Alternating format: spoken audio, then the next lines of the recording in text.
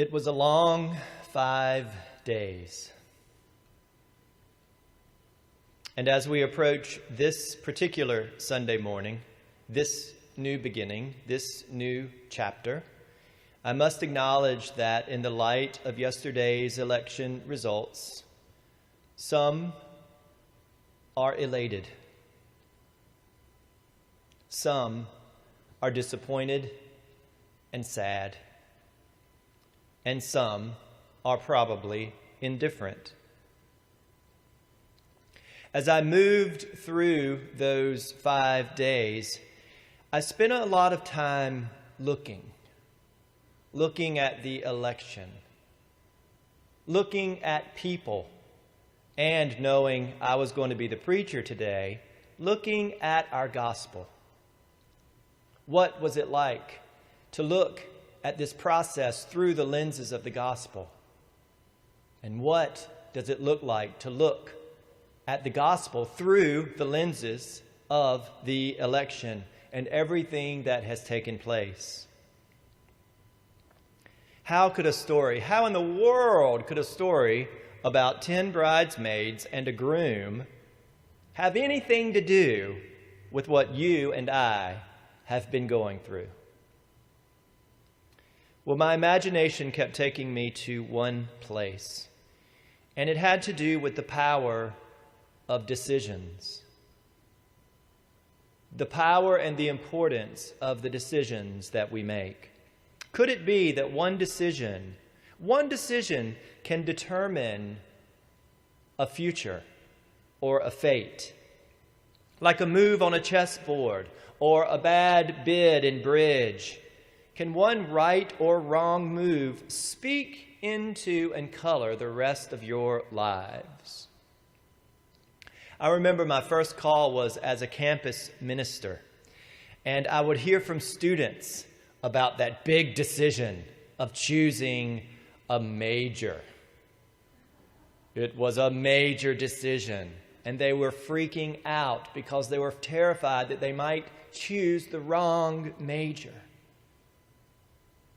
And high school students today and their parents, they often worry along the same lines. They worry that if they choose the wrong college or don't get the right coach or instructor or teacher, that they're sunk. And it doesn't go away.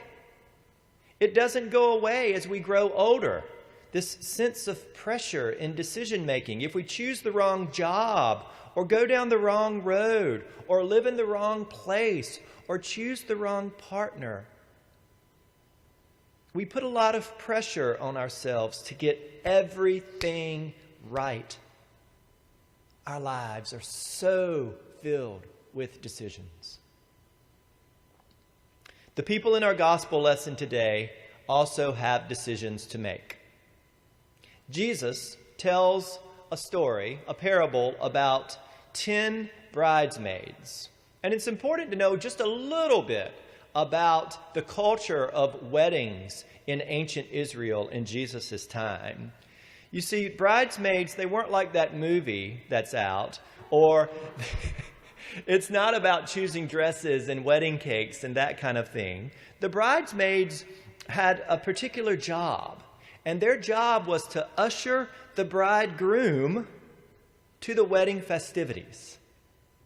They were there to be prepared to wait for that groom to show up so that they could take him to the parties. And they had to be prepared. And they had to have their oil lamps full and lit. Now, the trick is this. They did not know when the groom was going to show up. So they had to be ready at all times.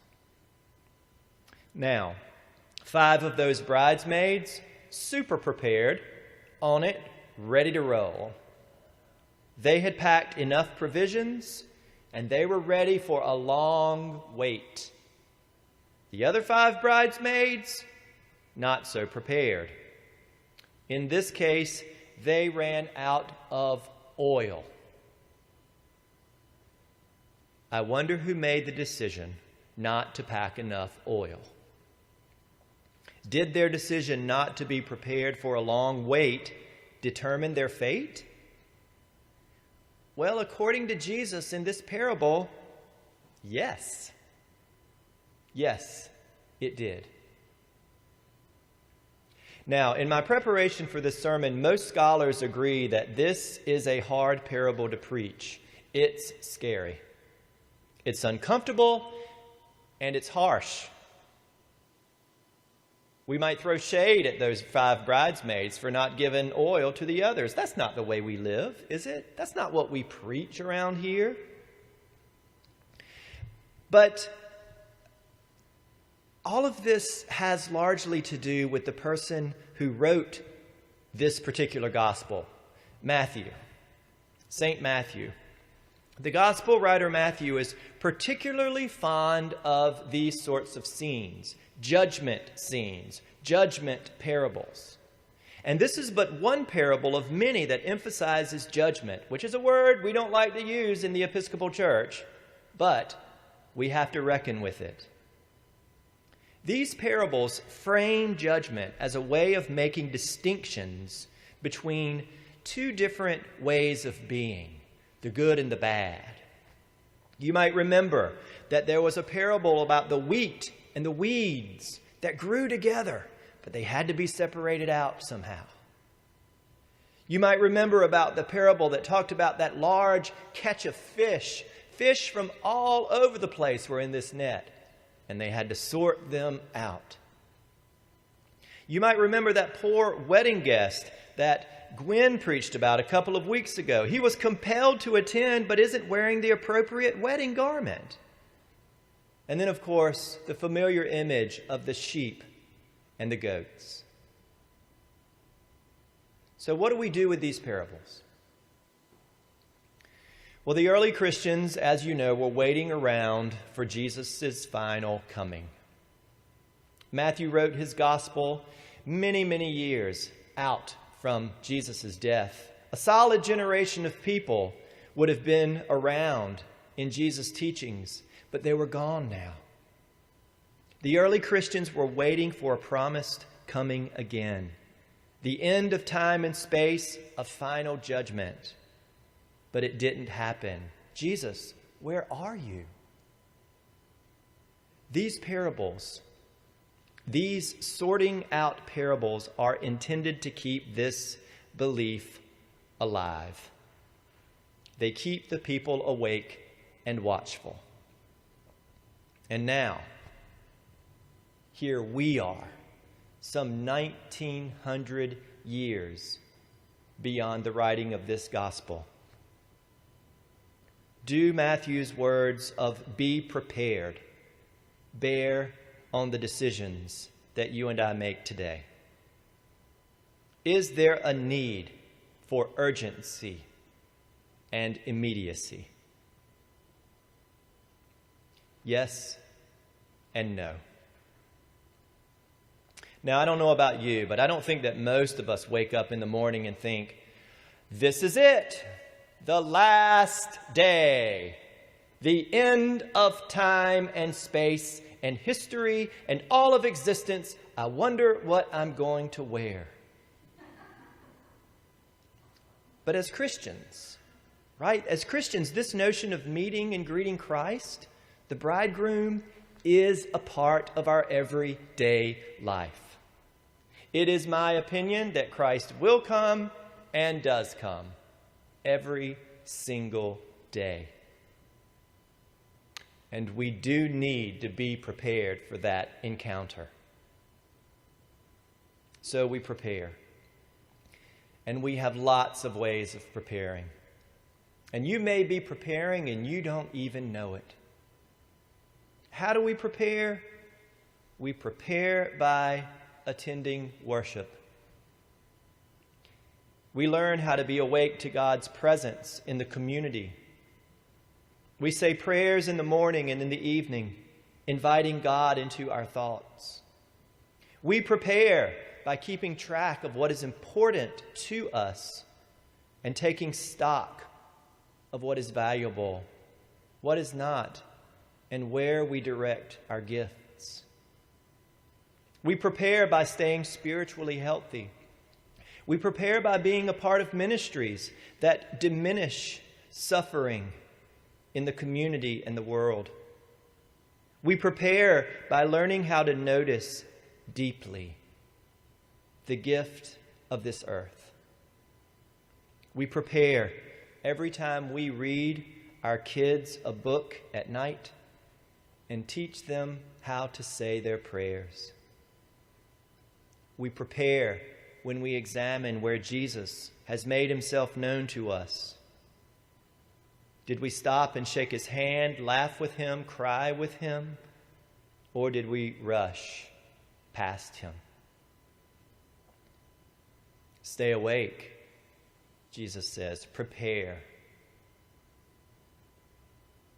So do our lives hinge on the correct making of important, crucial decisions?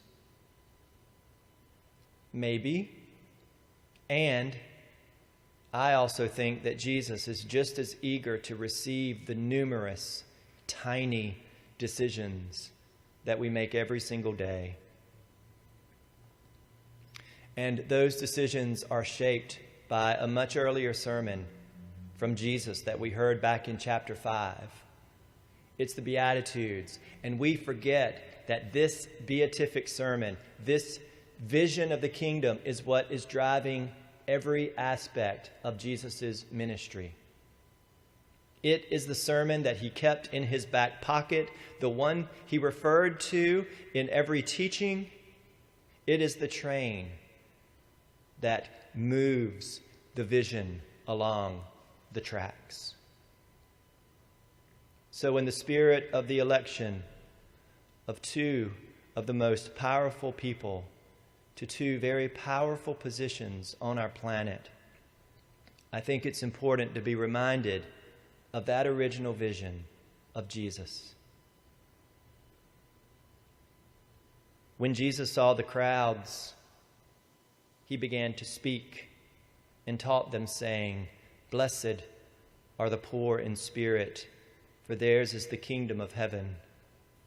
Blessed are those who mourn, for they will be comforted. Blessed are the meek, for they will inherit the earth. Blessed are those who hunger and thirst for righteousness, for they will be filled. Blessed are the merciful, for they will receive mercy. Blessed are the pure in heart, for they will see God. Blessed are the peacemakers, for they will be called children of God. Blessed are those who are persecuted for righteousness' sake, for theirs is the kingdom of heaven. Blessed are you when people revile you and persecute you and utter all kinds of evil against you falsely. On my account, rejoice and be glad. Rejoice, for your reward is great in heaven." This is the vision. And this vision involves both momentary, big decisions about how we live our lives, and it involves daily, ongoing decisions about how we care for each other. And today we remember that Christ shows himself in both the complete shifts and change of heart, and when we decide to stop for 2 minutes and take a few deep breaths and honor the face of Christ within you and around you.